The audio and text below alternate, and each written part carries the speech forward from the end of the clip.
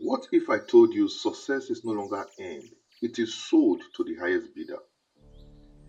Is success still an open market, a place where anyone, through discipline, vision, and purpose, can rise?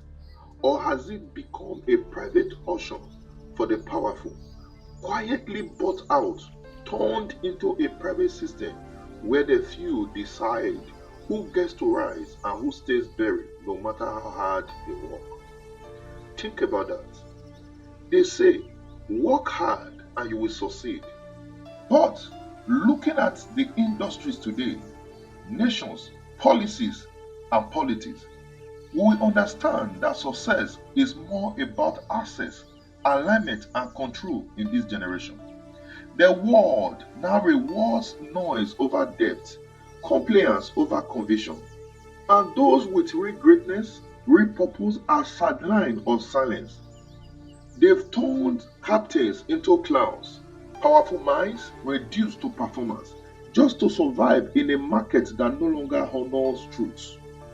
This is not the success we're born for. Real success is not about applause. It's not money without meaning. It's the fulfillment of purpose.